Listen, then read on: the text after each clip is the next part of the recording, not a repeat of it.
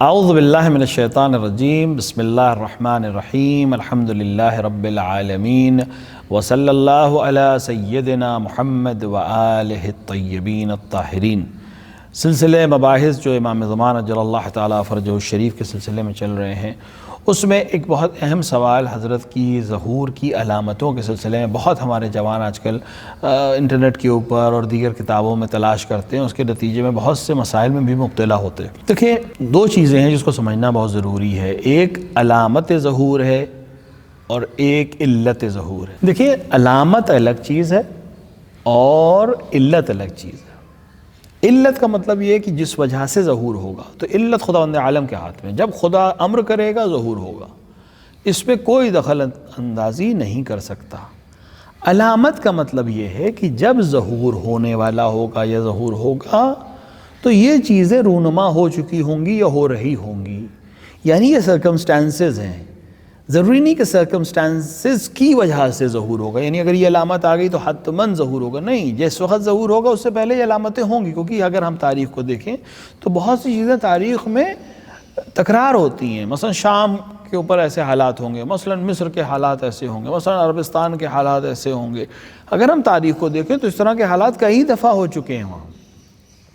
روایت میں ہے، ایک بڑے مرجع نے اپنی تقریر میں بھی فرمایا کہ علامہ مجلسی علیہ الرحمہ صاحب بحار الانوار، انہوں نے اپنی کتاب میں لکھا کہ میں وقت تو معین نہیں کر سکتا کیونکہ خدا نے منع کیا ہے، یعنی ائمہ نے منع کیا ہے وقت کو معین کرنا ظہور کا، لیکن مجھے ایسا گمان ہوتا ہے کہ ہم حضرت کو دیکھ لیں گے۔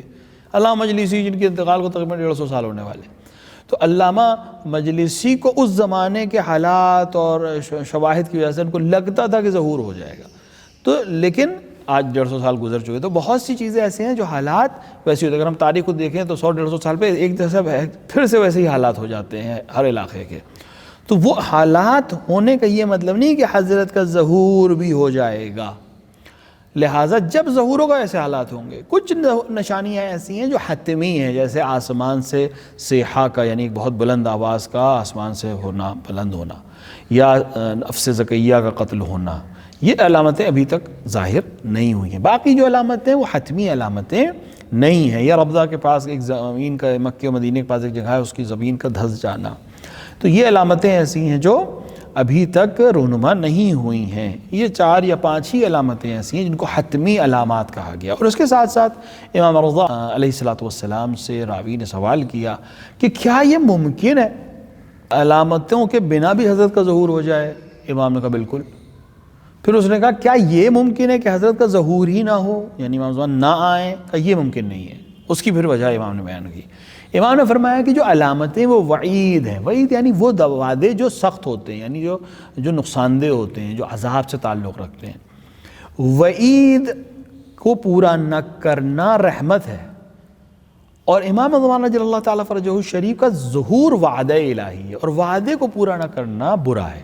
خدا برائی کو انجام نہیں دے سکتا لیکن اچھائی کو انجام دیتا ہے۔ وعید کا مطلب یہ کہ انسان کسی سے کہے کہ یہ سختی کروں گا پھر نہ کرے، تو یہ اچھی بات ہے، پسندیدہ بات ہے، لہٰذا بہت امکان ہے کہ علامتیں نہ ظاہر ہوں اور حضرت کا ظہور ہو جائے۔ لہٰذا ہمارے لیے بہت ضروری ہے کہ ہم علامتوں کی تلاش نہ کریں۔ ہماری ذمہ داری غیبت کے دور میں علامتوں کی تلاش نہیں ہے، ہماری ذمہ داری ہے اپنے آپ کو ظہور کے لیے آمادہ کرنے کی۔